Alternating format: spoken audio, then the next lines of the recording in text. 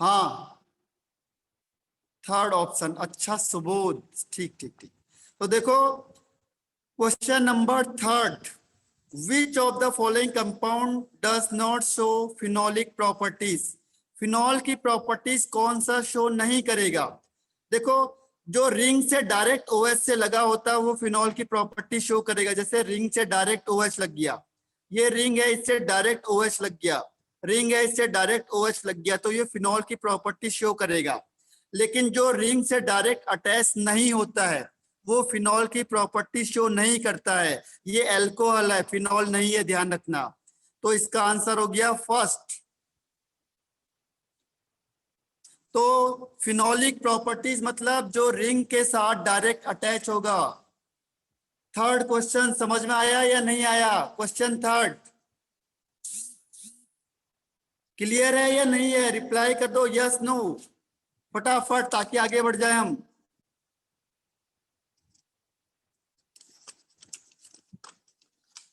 Yes no कुछ तो बोलो। ओके, आगे कोई बताओ 1 to 4 में कोई क्वेश्चन? 1 to 4, 1 से 4 तक कोई भी क्वेश्चन? No, very good. देखो खुद एक बार पढ़ो 5 और 6 वाला। 5 है Kolbe reaction, 5 is Kolbe reaction. Actual में कोल्बे रिएक्शन क्या है एक बार फिर से बता देता हूं। देखो कोल्बे रिएक्शन नेम रिएक्शन है, बहुत ज्यादा इंपॉर्टेंट है।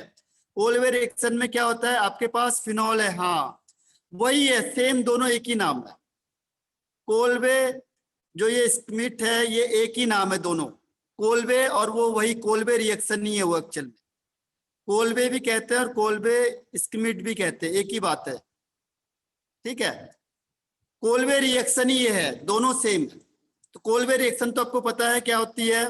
फिनॉल लिया आपने, फिनॉल में हम मिलाते हैं NaOH, ये क्या करेगा H को हटाता है, वाटर निकल जाता है बाहर और यहाँ लग जाता है ONA।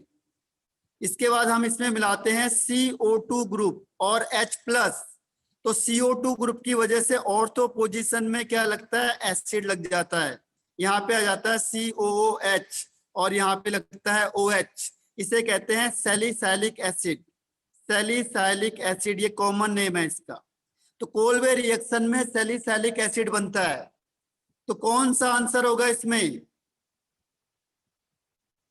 फिफ्थ का आंसर कौन सा होगा? इसे याद कर लो आप लोग।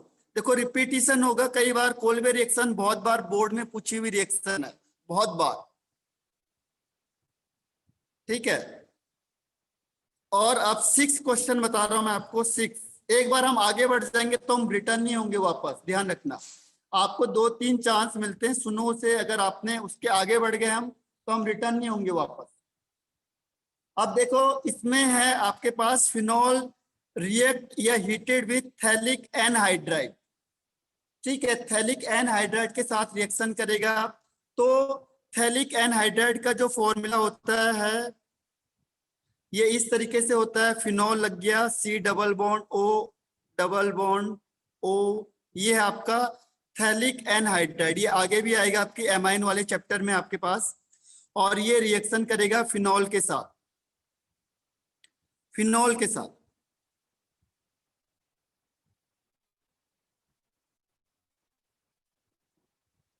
हाँ तो मैथिली बैकसाइड जो आंसर है फिफ्थ का वो 1 ही सही है। जो कोल्बे रिएक्शन है उसका फर्स्ट आंसर सही है, सैलिसाइलिक एसिड। कोल्बे रिएक्शन है जो उसमें अच्छा यूज्ड फॉर सैलिसाइलिक एसिड के लिए यूज होता है, वो इसको बनाने के लिए होता है। फिफ्थ का आंसर फर्स्ट सही है। अब मैं सिक्स का, फिफ्थ में कोई डाउट है तो पूछ लो। फिफ्थ क्लियर हो गया। अब 6 वाला क्वेश्चन देखो। फिनॉल को हम हीट करेंगे थैलिक एनहाइड्राइड के साथ। तो थैलिक एनहाइड्राइड के साथ क्या होगा, फिनॉल आपने बनाया, फिनॉल ये हो गया और थैलिक एनहाइड्राइड ये बन गया आपके पास। अब क्या होता है देखो, यहां से वाटर निकालना। आपको मैंने कई बार ये रिएक्शन बताई हुई है कि यहां से आपको क्या करो, इस वाटर को बाहर निकाल दो बस। और ये ग्रुप इसके साथ अटैच होगा, ये ग्रुप इसके साथ अटैच हो जाएगा, बाकी कुछ नहीं होने का। ये वाला इसके साथ अटैच और ये वाला इसके साथ अटैच हो जाएगा। पर इसका नाम है, आपने पहले भी पढ़ा होगा, इसे कहते हैं फिनोप्थिलीन। इससे जो कंपाउंड बनेगा इसे कहेंगे फिनोप्थिलीन। फिनोप्थलीन बन गया ये बन गया आपका फिनोप्थलीन। यहाँ से ध्यान रखना जरा इसको, ये कंपाउंड बन गया आपके पास OH, और यहाँ पे भी ऐसे ही बन जाएगा, ठीक है। तो इसे कहते हैं फिनोप्थलीन। ये एक्चुअल में उसमें आता है काम एसिड और बेस को फाइंड आउट करने के लिए। सॉरी, यहां से नहीं, इधर से निकलना, ये ऑक्सीजन नहीं, सॉरी, ये वाला ऑक्सीजन यूज होना है, ये वाला। एक बार इसे चेंज कर देता हूं, ऑक्सीजन सेम है, वाटर सेम निकलेगा, लेकिन कौन सा, देखो एक बार, ये था आपके पास, ये डबल बॉन्ड O, ठीक है, ये वाला ऑक्सीजन निकलेगा बाहर, ये वाला, और इसके साथ 2 फिनॉल ग्रुप लग जाएंगे, ये वाला H2O निकलेगा बाहर, और यहां से बन जाएगा ये OH और OH। ये होता है फिनोप्थलीन, जो एसिड बेस को क्या करता है, डिफरेंशिएट करता है। आपने सुना होगा फिनोप्थलीन, 10th में भी पढ़ा होगा, फिनोप्थलीन बनता है। जो फिनोप्थलीन होता है ये एसिड और बेस को डिस्टिंग्विश करता है, एसिड और बेस को। पता है आपको, अगर मैं एसिड में फिनोप्थलीन डालूंगा तो कौन सा कलर आएगा? अगर फिनोप्थलीन को मैंने एसिड में डाला तो कौन सा कलर आता है? फिनोप्थलीन प्लस एसिड कौन सा कलर होगा? कलरलेस। हाँ, और अगर मैंने बेस में डाला तो कौन सा कलर होगा? पिंक। हाँ सही है। तो इस तरीके से डिस्टिंग्विश होते हैं दोनों के दो, ठीक है। तो ये चेंज होता है। अब बताओ 1 से 6 तक हम पहुंच गए, आगे बताओ अब इसके 7 से लेके 10 तक, 7 to 10, 7 to 10, 7 से 10 तक कोई प्रॉब्लम किसी को? 7 to 10 आप लोग पहले से मार्क लगा के रखो ना कि ये क्वेश्चन नहीं आया, तभी मैं आपको पहले ही टारगेट दे देता हूं। पहले टारगेट का मतलब ये हुआ कि आपको पहले ही टिक लगा के रखना है, और जल्दी जल्दी है तो मुझे पहले सेंड कर दो। 8, 9, 10 तेजस कह रहा है, वेरी गुड तेजस, बहुत बढ़िया। देखो 8 क्वेश्चन जो है आपके पास, 8 क्वेश्चन में आपको क्या दिया हुआ है? फिनॉल। फिनॉल को हम HCN के साथ रिएक्शन करेंगे, HCl के साथ, और एनहाइड्रस ZnCl2 के साथ। तो इसमें से कौन सी रिएक्शन है? तो ये है आपका गटरमैन रिएक्शन, कोल्बे रिएक्शन। देखो अभी हमने किया था, गटरमैन कोच हमने पढ़ा नहीं है, पर्किन रिएक्शन पढ़ा नहीं है, तो ये तो दोनों होंगे नहीं, ये आगे आएंगे आपके पास। तो सीधी सी बात है, गटरमैन रिएक्शन ही इसका आंसर है। गटरमैन रिएक्शन में क्या होता है? CHO ग्रुप यहाँ लग जाता है ऑर्थो पोजीशन में।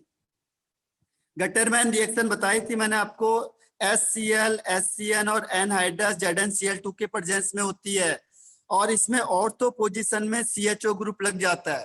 तो this is called Gattermann reaction. वो रिएक्शन बताओ एक बार, यही तो है वो रिएक्शन, ये वाली रिएक्शन ही तो है। जो रिएक्शन है वो यही वाली रिएक्शन है। मैकेनिज्म भी बताई थी मैंने इसकी, आपको इसकी मैकेनिज्म भी बताई थी, याद करो थोड़ा सा।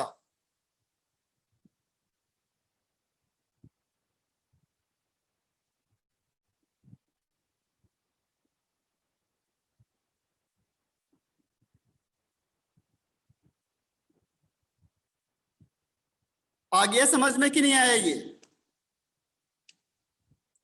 ये है गटरमैन रिएक्शन। आप याद करो, फिनॉल में देखो एक बार चेक करके, फिनॉल का जो चैप्टर है उसमें देखो रिएक्शन में गटरमैन रिएक्शन इसकी केमिकल रिएक्शन में आता है फिनॉल के। तो वहां पे गटरमैन रिएक्शन में देखो इसमें है HCl, HCN, एनहाइड्रस, ZnCl2, तो ऑर्थो पोजीशन में CHO ग्रुप लग जाएगा। क्लियर है या नहीं है, बता दो पहले मुझे।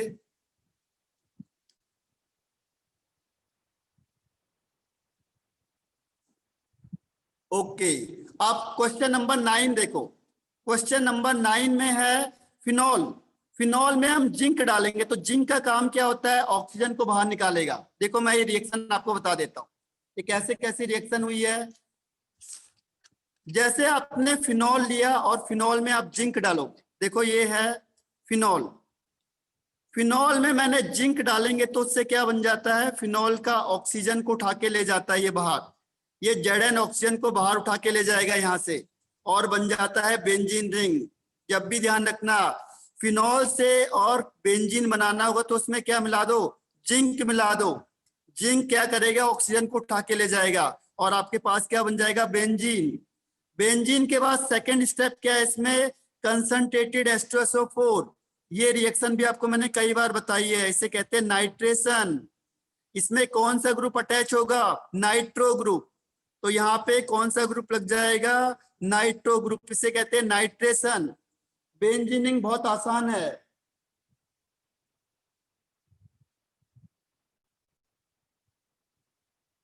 समझ में आया कि नहीं आया, क्लियर है या नहीं है?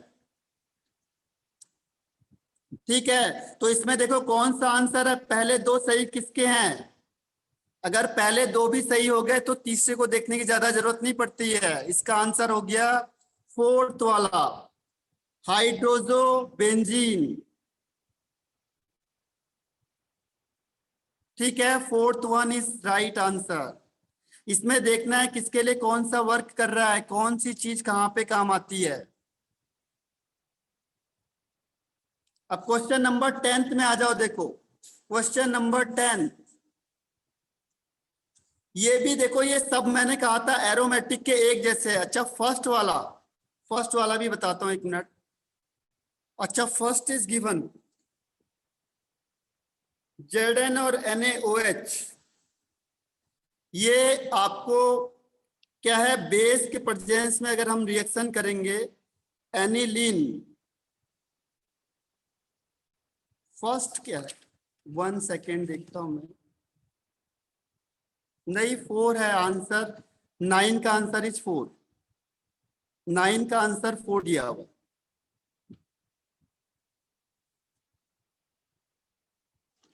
अब देखो क्वेश्चन नंबर 10। क्वेश्चन नंबर 10 में देखो, फ्रीडल क्राफ्ट एसाइलेशन, चाहे आप कहीं से कहीं तक करो, पूरी ऑर्गेनिक केमिस्ट्री में एक जैसा। यहाँ पे कुछ भी ग्रुप अलग होगा लेकिन यहाँ पे सेम होगा। ओके ओके, कोई बात नहीं मैथिली। अब बताओ 10 का कौन सा होगा, मैंने आपको कहा था फ्रीडल क्राफ्ट एसाइलेशन सबके लिए सेम होगा शुरू से लेकर लास्ट तक।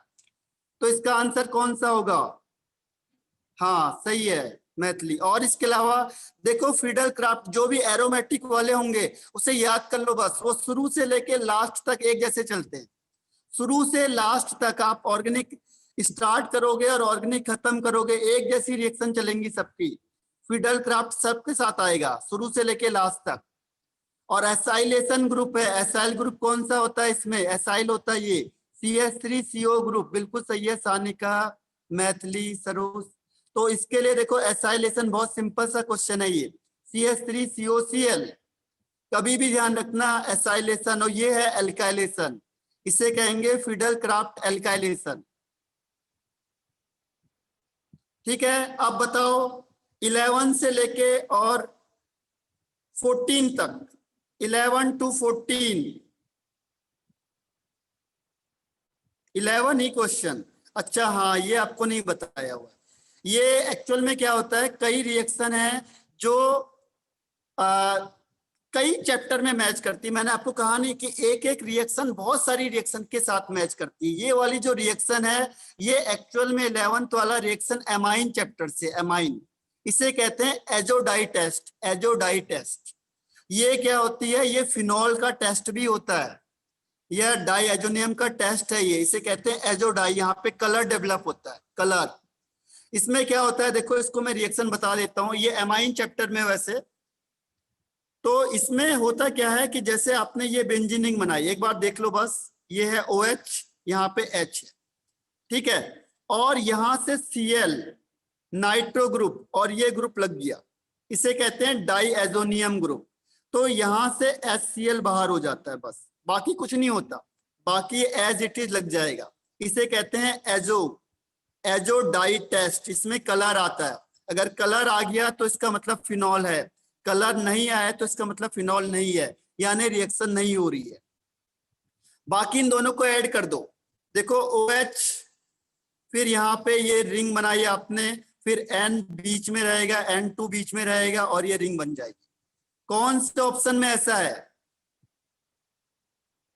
कौन से ऑप्शन का आंसर है ये, बता सकते हो 11th क्वेश्चन में ये कौन सा ऑप्शन है? हाँ, ये एक्चुअल में फोर्थ में है, एमाइन में है, ये एमाइन में कई क्या है एक दूसरे से रिलेटेड है, इसीलिए मैं फास्ट चल रहा था कि हम फोर्थ तक पहुंच जाते तो क्या होता है कि सारे रिएक्शन एक साथ आ जाते हैं, इसीलिए ये नहीं आया। अब क्वेश्चन नंबर जो 12 है आपका, 12 है कोलवे रिएक्शन का। फिर कोलवे रिएक्शन में देखो Na को हटा सकते हो आप आराम से, Na को हटा के H आ जाएगा। जैसे अभी हमने बनाया था सैलिसैलिक एसिड, तो सैलिसैलिक एसिड में Na को हटाओगे हाइड्रोजन आ जाएगा, क्योंकि हम लास्ट में एसिड यूज करते हैं। तो एसिड का काम क्या है? Na को हटाओ और H ले आओ। जब भी आपको इसमें H लगाना है तो एसिड ले आओ, तो COO को हटाएंगे और यहाँ पे क्या आ जाएगा? Na। सॉरी, ये Na को हटाने के लिए एसिड यूज करेंगे। तो ये कौन सी रिएक्शन होगी? कोलवे रिएक्शन, जो अभी मैंने आपको बताई। देखो एल्कोहल था, एल्कोहल से H को हटाया हमने, Na आ गया। चलो मैं फिर से बता देता हूँ रिएक्शन, ये बहुत बार ये देखो ये रिएक्शन आ रही है, ये वाली है। इसमें देखो फिनॉल था, फिनॉल में मैंने NaOH डाला तो क्या हो गया? ONa आ गया, इसने ये दिखाया हुआ ONa, ठीक है। फिर उसमें CO2 डाला, CO2 डालने के बाद यहाँ पे उसने Na दिखा दिया ऐसे बस। अब Na दिखाया हम, मैं एसिड डालूंगा, फिर ये Na हटेगा और H आ जाएगा यहाँ पे, तो ये सैलिसैलिक एसिड बन जाएगा, ठीक है। थोड़ा सा उसने चेंज किया हुआ, Na+ लिखा हुआ है, एसिड नहीं डाला हुआ उसने, बस पहले ये बनता है फिर एसिड डालते हैं हम तब बन जाता है। तो मैंने ये डायरेक्ट लिख दिया देखो एसिड का H+, लेकिन जब मैंने आपको वहां रिएक्शन बताई है तो मैंने अलग अलग बताया हुआ वहां पे, ठीक है। तो ये कोलवे रिएक्शन है, मैंने आपको पहले ही बोला हुआ है। नेम रिएक्शन, रीमन टीमैन और कोलवे, ये दोनों रिएक्शन फिनॉल में कई बार पूछी हुई क्वेश्चन है आपके पास, बोर्ड में ये हजारों बार पूछी हुई क्वेश्चन है, यानी हर 1-2 साल में रिएक्शन पूछते ही पूछता है, ध्यान रखना। बोर्ड के लिए सबसे ज्यादा इंपॉर्टेंट क्वेश्चन है ये दोनों के दोनों, कोलवे और रीमन टीमैन, हर बार या 1 या 2 टाइम्स, और सीटी में भी कई बार ये क्वेश्चन पूछा हुआ है। चेक करना एक बार, क्वेश्चन का तरीका अलग होता है लेकिन पूछा इसी तरीके से जाता है। अब बताओ 13 से लेके 18 तक, 13 to 18, 13 to 18,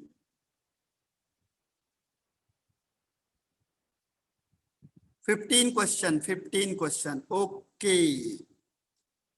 15 क्वेश्चन में देखो वो कह रहा है कि इन विच ऑफ द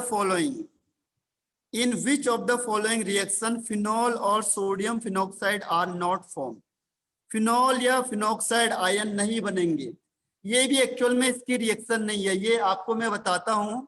ये रिएक्शन है जनरली, ये देखो ये है डाइएजोनियम सॉल्ट, ये एमाइन चैप्टर का एक्चुअल, ये डाइएजोनियम सॉल्ट है, ये भी एमाइन चैप्टर का, और ये भी डाइएजोनियम सॉल्ट है, ये भी एमाइन चैप्टर का। तो ये तीनों बनाएंगे, देखो तीनों कॉमन है। कई बार थोड़ा सा दिमाग लगाना है, देखो ये भी सेम है, मैंने कहा ना एल्कोहलिक, केवच हो, एक्वस हो, ये इनका यहाँ पे रोल है वाटर हो कई बार एसिड के साथ।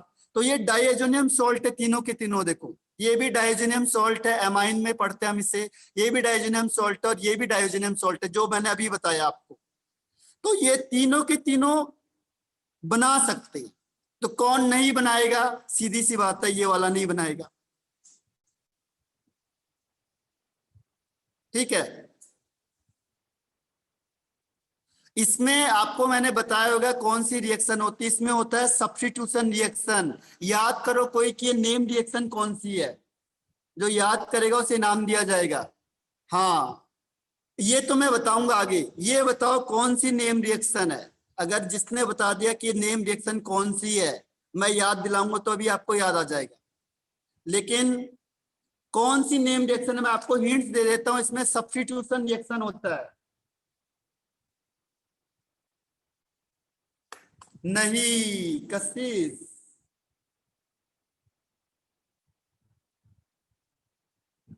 नहीं सुबोध, मिसिंग कर दी। अभी मैं आपके बुक में दिखाता हूं से, मैंने इसको कई बार दिखाया हो, नहीं। एक बार आप चेक करो Dow reaction, DOW, Dow reaction, Dow process, जिसमें हम हाई टेम्परेचर हाई प्रेशर देते हैं, देखो याद करो उसे।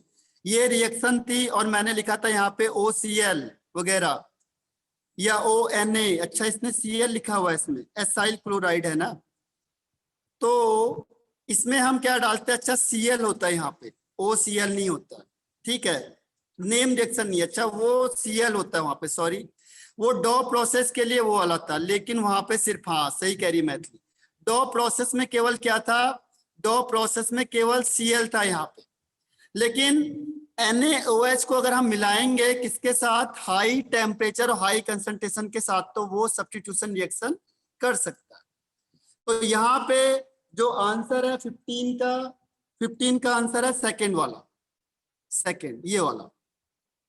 इसके केस में फिनॉल या सोडियम फिनॉक्साइड आयन फॉर्म नहीं होगा, ठीक है, एक ये वाली रिएक्शन है, बाकी इनमें सब में होगा। ये अभी आपने पढ़ना बाकी है, एमाइन चैप्टर में है ये, एमाइन में ये तीनों की तीनों।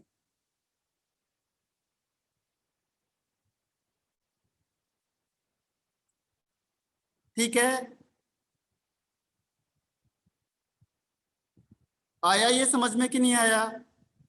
फिनॉल या फिनॉक्साइड आयन नहीं देगा, उसका रीजन है ये है जो आपका रिएक्शन है, ये वाली रिएक्शन। ये देखो डाई एजोनियम सॉल्ट एक्चुअल में क्या होता है, ये आसानी से टूट जाता है।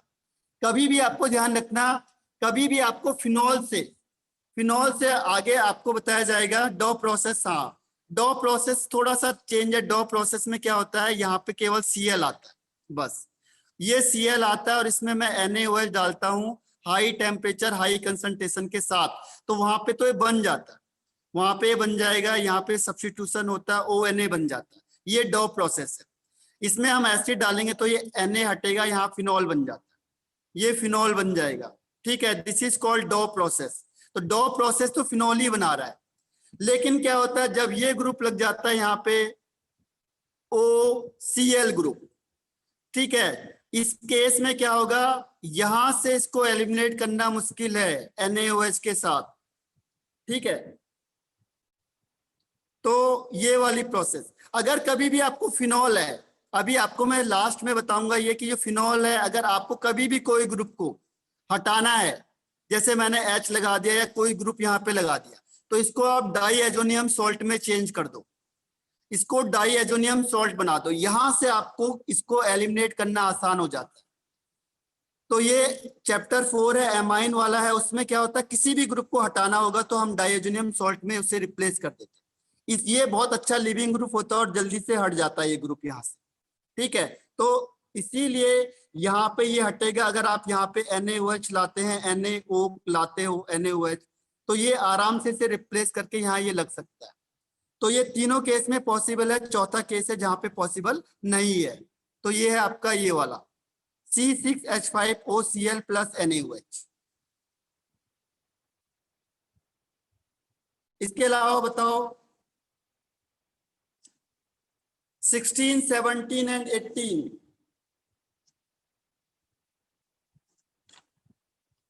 16, 17, 18, 16th है। देखो 16 में क्या होता है, 16 में कह रहा है most suitable method for the substrates separation of 1:1 ratio of ortho and para nitrophenols. देखो अगर मैंने इन दोनों को क्या किया है, अब इसमें बताओ कि ऑर्थो में, जो ऑर्थो होगा, ऑर्थो ज्यादा स्टेबल होता है या पैरा नाइट्रो ज्यादा स्टेबल होता है? कोई बता सकता है ऑर्थो या पैरा में से ज्यादा स्टेबल कौन होगा? ऑर्थो, तेजस। और इसके अलावा बॉइलिंग पॉइंट किसका ज्यादा होगा? बॉइलिंग पॉइंट, बॉइलिंग पॉइंट किसका ज्यादा होगा? हाँ मैथिली बिल्कुल सही है, सुबोध बिल्कुल सही है। नहीं मैथिली वो अलग अलग कर गया, मैं एक बार बता देता हूँ आपको, समझा देता हूँ। देखो हाँ कशिश, देखो दोनों में फर्क क्या है। जब आप नाइट्रो जैसे ऑर्थो बनाया आपने, इसमें बहुत सारे क्वेश्चन आते हैं आपके, अभी आप देखोगे सीईटी का या नीट के क्वेश्चन उठा के देखोगे तो इसमें बहुत सारे क्वेश्चन पूछे हुए हैं आपके पास। ये आपने बनाया फिनॉल और ये बन गया पैरा पोजीशन में नाइट्रो ग्रुप, तो इसमें होती है इंट्रामोलिकुलर हाइड्रोजन बॉन्डिंग, और एक होता है आपके पास पैरा पोजीशन में। तो पैरा पोजीशन में जब OH लगाओगे और यहाँ पे लगा देते हैं NO2, तो इसमें होती है इंटरमोलिकुलर हाइड्रोजन बॉन्डिंग, देखो ये HO, इसमें बनेगा इंटरमोलिकुलर हाइड्रोजन बॉन्डिंग। तो इसे तोड़ना मुश्किल हो जाएगा और इसको तोड़ना आसान हो जाएगा क्योंकि ये आपस में ही बन गया। ठीक है, आप आपस में ही हो गया, दूसरे से कनेक्ट नहीं हो पाएगा क्योंकि ये दूसरे से कनेक्ट हो रहा था, ये आपस में कनेक्ट हो गया। तो ये क्या हो गया, वीक बॉन्ड होगा, तो इसका बॉइलिंग पॉइंट कम हो जाता है, लेस, और इसका बॉइलिंग पॉइंट क्या होगा, ज्यादा हो जाएगा, high, due to intermolecular hydrogen bonding, due to intermolecular hydrogen bonding. ठीक है, तो अब बताओ कि जिसमें बॉइलिंग पॉइंट डिफरेंस होता है वो कौन सा मेथड है, जिसमें बॉइलिंग पॉइंट का डिफरेंस होगा वो कौन सा मेथड है, बताओ। अब तो आपको बताया मैंने सेपरेशन के पॉइंट, बताओ किसमें बॉइलिंग पॉइंट डिफरेंट होता है, डिस्टिलेशन में, सब्लिमेशन में, क्रिस्टलाइजेशन में या क्रोमेटोग्राफी में? कौन सा ऐसा मेथड है जिसमें बॉइलिंग पॉइंट का डिफरेंस को लेते हैं हम? हाँ कशिश, बिल्कुल सही, ये होता है डिस्टिलेशन।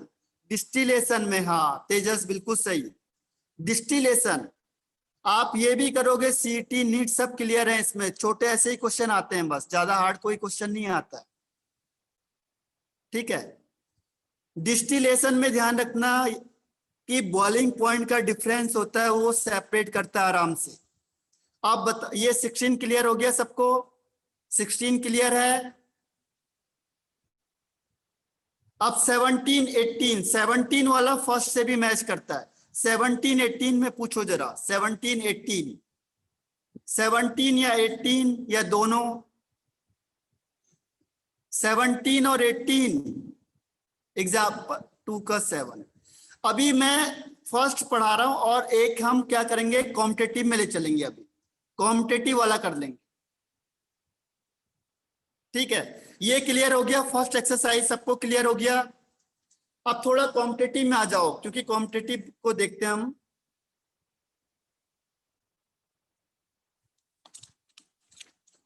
ये एक्सरसाइज, ये प्रीवियस ईयर क्वेश्चंस को आ जाओ। पहला, अब बताओ इसमें से first second third and fourth में से, फर्स्ट सेकंड थर्ड में से बताओ किसी को, फर्स्ट सेकंड या थर्ड?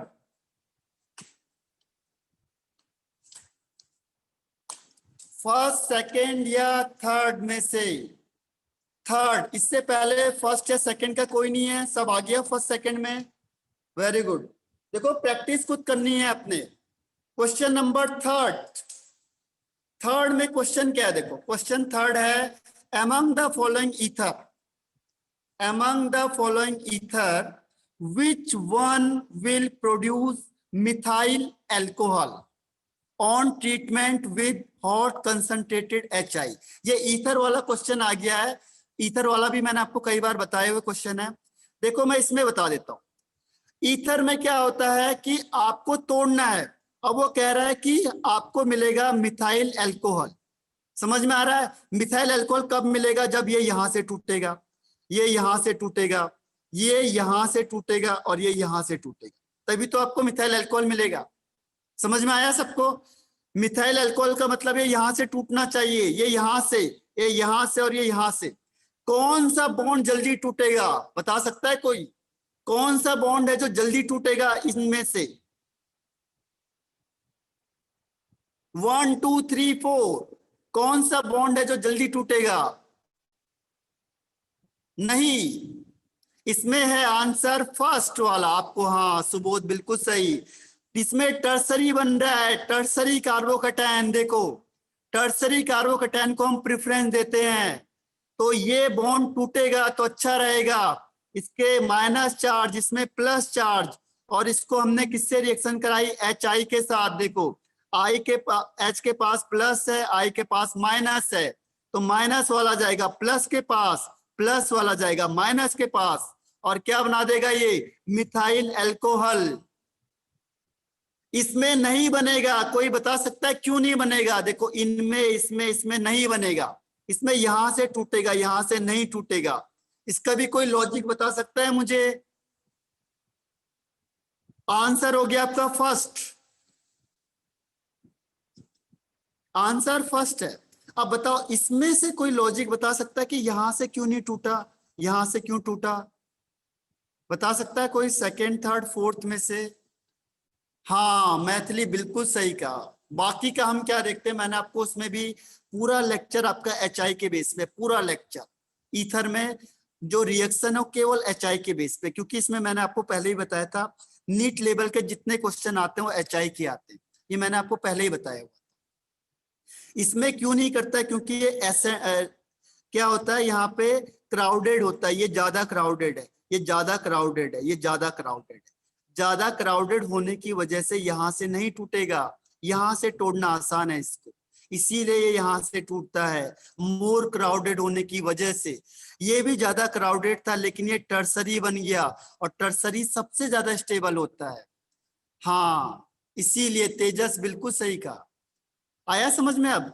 और ये क्यों टूटा, ये भी क्राउडेड था ज्यादा, लेकिन इसमें टर्सरी कार्बोकैटायन हो गया, टर्सरी वाला बहुत ज्यादा स्टेबल होता है, इसीलिए जबरदस्ती तोड़ना पड़ा इससे। तो तीनों समझ में आ गया आपको? थर्ड वाला क्वेश्चन, थर्ड क्वेश्चन आ गया समझ में सबको? Very good. अब इसके बाद आगे बढ़ जाओ। अब बताओ 4, 5 और 6 में से 4, 5, 6, 4, 5 और 6। अब हमारे पास 3 मिनट बचे हुए हैं, आप रिज्वाइन भी कर सकते हो इसे फिर अगर जरूरत हो तो। फिफ्थ वाला, और इसके अलावा कोई? फिफ्थ, फिफ्थ में भी देखो मैंने कहा था आपको, मेरा लेक्चर देखो आप पूरा, उसमें मैंने आपको कहा था कि जितने भी क्वेश्चन पूछे हैं वो एचआई के पूछे हुए। ये भी ईथर है आपके पास। अब जब ईथर है तो ये क्या है, साइक्लिक ईथर है, ये यहां से टूटेगा, ठीक है। अब ये यहां से टूटा, देखो सारे बॉन्ड बन गए, लेकिन मैंने कहा था आपको कि जब भी एचआई एक्सेस में होगा तो क्या बनना चाहिए, उसमें मैंने लास्ट वाले में देखो लिखवाया हुआ है कि अगर एचआई एक्सेस में होगा तो हर हमेशा प्रोडक्ट कैसा बनेगा। अगर एचआई एक्सेस में होगा तो प्रोडक्ट कौन सा बनेगा, ये कई बार है। नहीं मैथिली नहीं, मिसिंग कर गए। अगर एचआई एक्सेस में होगा तो दोनों प्रोडक्ट कैसे बनेंगे, याद करो जरा सा। अगर आपने ईथर वाला चैप्टर देखा है तो ईथर में मैंने लास्ट में रिएक्शन में देखो दो ही उसमें वो है। हाँ नहीं, ये भी मिस कर गए तेजस, ये भी नहीं आंसर। आपको एक बार बता देता हूँ, समझा देता हूँ, देखो ये आपको ध्यान में आ जाएगा। इसमें एक ही रिएक्शन है जो सबसे, हाँ मैथिली बिल्कुल सही कहा। इसमें एक ही रिएक्शन है, मैंने कहा था ईथर में सबसे ज्यादा रिएक्शन एक ही पूछी जाती है बस, वो है एचआई के साथ। तो जैसे मैंने आपको लिखा है यहाँ पे देखो CH3 CH2O और यहाँ पे लिख दिया CH3। अगर मैंने कहा HI की एक्सेस में है, नहीं पड़ेगा, मिस कर गया। ये कहाँ से टूटेगा, सॉरी ये यहाँ से टूटेगा, यहाँ से तोड़ना इससे आसान है क्योंकि ये ज्यादा क्राउडेड है और ये कम क्राउडेड है, तो ये यहाँ से टूटेगा टूटेगा। अब यहाँ से टूटेगा तो देखो ये माइनस हो गया और ये प्लस हो गया। अब H प्लस इसके पास आएगा, I माइनस इसके पास आएगा, ठीक है। तो ये बन गया CH3I और ये बन गया आपके पास C2H5OH, ठीक है। तो एक एल्कोहल बना और एक क्या बन गया, आयोडाइड। लेकिन मैंने कहा अगर HI एक्सेस में होगा तो ये दोबारा रिएक्शन करता है, देखो H2O ग्रुप यहां से निकल के बाहर हो जाएगा और यहाँ पे क्या बनेगा, C2H5I, C2H5I बन गया और वाटर अलग हो जाता है, यानी दोनों आपको एल्काइल ग्रुप मिलते हैं। याद करो, याद आया किसी को या नहीं आया? याद आया है किसी को या नहीं आया? बताया था आपको कि लिखा होगा कंडीशन उसमें HI एक्सेस। तेजस चेक करो फिर आप एक बार, मैंने उसमें लेक्चर को चेक करो, 2 ही लेक्चर हैं बस ईथर के। अब बताओ इसमें से कौन सा आंसर होना चाहिए, अब बताओ 1, 2, 3 में से कौन सा आंसर होना चाहिए आपके अकॉर्डिंग, 1, 2, 3, 4 में से?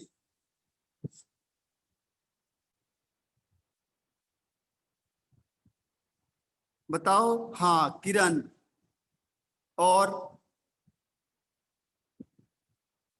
इसमें आंसर होगा सेकंड, देखो सेकंड, हाँ अनुज तेजस आप सही है। देखो यहाँ पे भी आई लगेगा और यहाँ पे भी आई लगेगा, आया समझ में आपको? यहाँ पे भी आई और यहाँ पे भी आई लगेगा, तो आंसर